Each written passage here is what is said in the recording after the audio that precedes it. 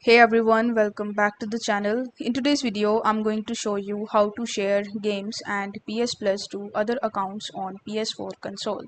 So you can share certain PlayStation Plus benefits on the one PS5 console and one for PS4 console. Only your PS4 On your PS4 console, you need to select the Activate as your primary PlayStation 4 settings.